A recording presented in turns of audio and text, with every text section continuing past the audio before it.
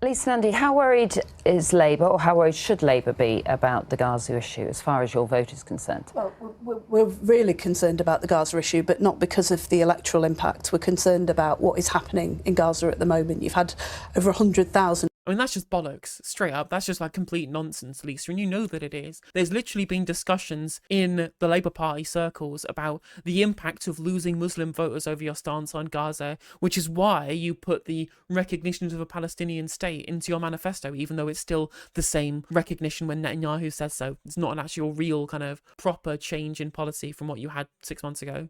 People killed, most of them women and children. We want to see an immediate ceasefire, and we want a meaningful peace process back up and running. And that will be one of the top priorities of a Labour government. And are you concerned, though, how it might affect your vote, listening to those people? Well, what I'm concerned about, actually, is that, I've been involved with the Palestinian cause for over a decade. I was the chair of Labour Friends of Palestine. I've been out in the region 4 times in the last few months. What I'm really concerned about is this narrative that's growing up, that there is no difference between Labour and the Conservatives. As Paul said earlier, either Keir Starmer or Rishi Sunak will be Prime Minister on July the 5th. With a Labour government, you will have a British government that is calling for an immediate ceasefire, will immediately reinstate funding to UNRWA, the UN agency that works in Gaza, flooding Gaza with aid, and will recognise Palestine. That would be a step change for peace in the Middle East, both for Israelis and Palestinians. Jo, go on, you raised an eyebrow. It's very different in Birkenhead. People stop me in the street and ask, what is the Greens' position on Gaza? And I tell them, from the get-go, we've called for an immediate bilateral ceasefire, for a release of all the hostages, and for an end to the arms sales to Israel. And I support that position, and I'll tell you why. My Jewish great-grandparents were refugees.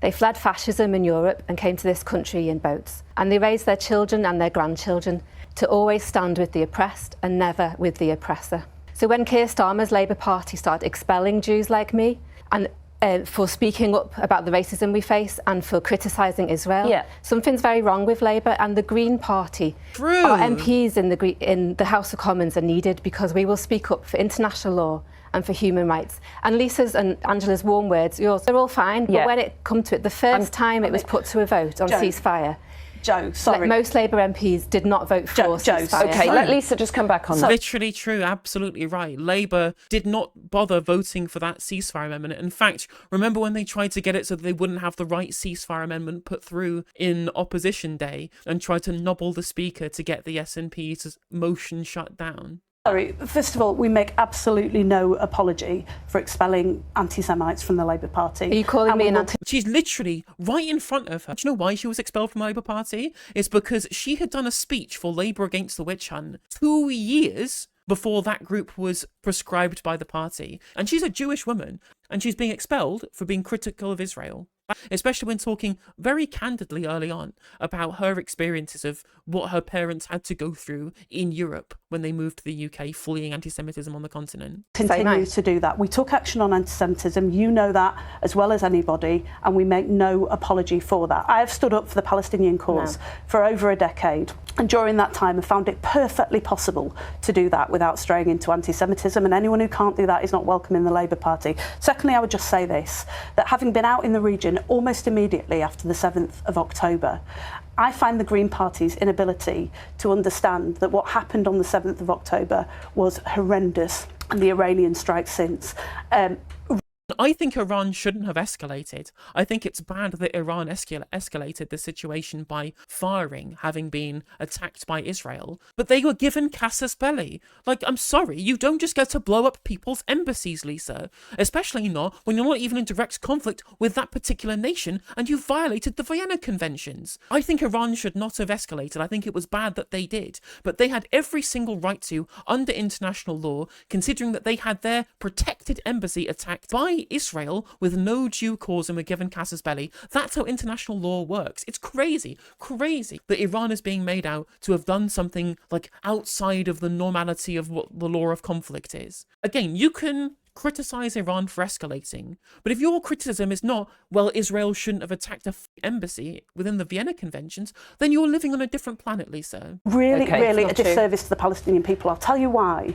Because there is no solution Lisa, to the problem in the Middle East unless you recognise that the security of Israel and the dignity of Palestine have to go hand in hand. Lisa, let me just ask you something, Joe. You were expelled from the Labour Party, but you've now joined the Green Party, which has its own problems with anti-Semitism. No, it doesn't. It's just concocted media nonsense. Concocted media nonsense used to smear left-wingers. Literally, or will people who supported Corbyn have moved to the Greens because Labour have become a right-wing party, or will you just be a hive of anti-Semitism now? Honestly, this is nonsense. Absolutely nonsense. It's just like, why don't you, Joe, the Jewish woman, why don't you answer for this smear campaign that we've done on the Green Party? The Greens have problems with anti-Semitism, do they? That's a bit of an assumption, isn't it? You know, I was expelled by the Labour Party. I'm very critical of Israel. I condemn the attacks, as all Green Party representatives do. And that's not the same. Criticism of Israel is not the same as being anti-Semitic. I know that. I'm Jewish. I know what my family has faced with anti-Semitism. If you just let me finish. The real question is, I think for the Labour Party and for Lisa, is will you end arms sales to Israel just like you did against Russia? Yes, so I can answer that. We will immediately review arms sales to Israel, and where there is a risk that they're being... And that's really good discussion there by Joe Budge, just ignoring these vexatious smears and just saying, no, let's get to policy. Let's get to how we're actually going to have with people in government, how they're going to treat rogue states like Israel when it comes to international diplomacy. All of these vexatious smears, bollock, waste of everybody's time. Let's get down to policy. That was a really good response by Joe. Used against civilians in Gaza. We will end the sales not just of the arms but of those parts as well. What I find really odd about the Green Party position, though, is that when you've had 500 drones and missiles being fired into Israel against innocent civilians by the Iranians, why would you... They were fired at military targets, Lisa. Sure, there were some of them that exploded in midair because they were intercepted by a combination of people, including Americans, British, Jordanian forces, for example, who shot down the ordnance in midair, and then shrapnel has hit some innocent civilians. That's a thing that happened, right? But the actual target of the attacks were military bases. They were military targets, Lisa. This is complete nonsense. Even the BBC reported it as being military targets. I can't believe I'm defending Iran here. But these are just nonsense. This is complete nonsense, Lisa. This is completely untrue. If civilians got hurt, for example, because they were, say, I don't know, near a military base that was targeted by Iran, do you think that would be Israel using them as human shields? The base for the IDF is literally in the centre of Tel Aviv. Are they using Israeli citizens as human shields? Or would you condemn Iran for the killing of innocent civilians if that happened? I wonder. Do not respect Israel's right to defend itself. We'll never support the right to kill Very innocent briefly, civilians Joe, in come back Gaza, to her, then I can but give Israel Paul a must have chance. the right to defend itself, surely. And the United Nations, both lives matter. The United Nations International Court of Justice have looked into all of these issues, and they found that there's plausible genocide here, and that's reason enough to end our complicity and to end arms sales to Israel. So you don't think now. Israel has the right to defend itself against Iran? Well, every country and every people has the right to defend itself, just So, like Paul, Ukraine against Russia. Just briefly, come back on this. I mean, obviously, you're in the middle. Again, really good answer. Just like, no, I'm not going to let you just smear me here. Let's talk about the actual facts of the matter. Yes, sure. States have the right to defend themselves. They do not have the right to commit war crimes, and they do not have the right to violate the Vienna Conventions, both of which is what Israel did. Of two very strong opinions on this. I am. I think, Israel absolutely has a right to defend itself. I think what this sort of does demonstrate is the Labour Party do have a significant problem with the elements of its party. It has done a lot to purge some anti-Semitic behaviour, but there's still problems that... No, they purged Israel critical behaviour. That's literally what's happened here. They were just allowed to take it at face value. Or you're on the left, you must be an anti-Semite trot who supports Hamas. Like, that is the line that's now taken, and every party can now use it as a way of attacking those who actually promise and stand on transformative left-wing platforms. It's happening to the Greens now. And it happened to Labour from 2015 to 2019. Crazy. And as, of course, Palestine has the right to defend itself. And interestingly enough, Iran has the right to defend itself against attacks against its consulates in other countries, which is their sovereign territory, protected by the Vienna Conventions. This is a crazy inversion of reality. Sure, but we don't have those members in our party anymore. And that's, there's a reason for that. We've been critical of the Israeli government, but we will never accept anti-Semitism. Paul, but maybe the Conservatives, I mean, you have a bigger problem, don't you? They may lose a few votes on the Gaza. And also, also, the Conservative Party, when polled their internal membership, these people were found to be the most anti-Semitic out of all of the political parties. When their membership was surveyed, they were the party who had the most members who agreed with one or more anti-Semitic statements, right? The anti-Semitic party is the Conservative Party. They talk about cultural Marxism and George Soros, actual anti-Semitic conspiracy theories. Yet when people are critical of the state of Israel and their colonization project of the territory of the Palestinians, suddenly we're allowed to actually talk about these issues.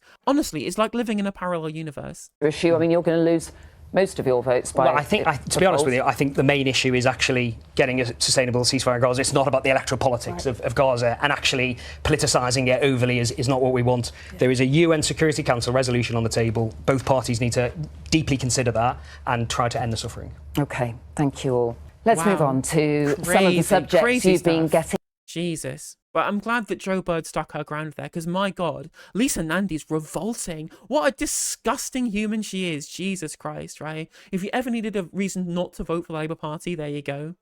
Hey there, if you enjoyed the video, make sure that you like and leave a comment. That helps the video out in the algorithm. If you subscribe and ring the bell, it'll let you know when I go live. I stream every day on YouTube and Twitch. You can also follow all of my socials down in the description. And if you want to support me in a more financial manner, there's a join button for membership to just 99p to be a member on YouTube, as well as a Patreon, and there's some merch there as well. And hopefully I'll catch you on the next video. Take care.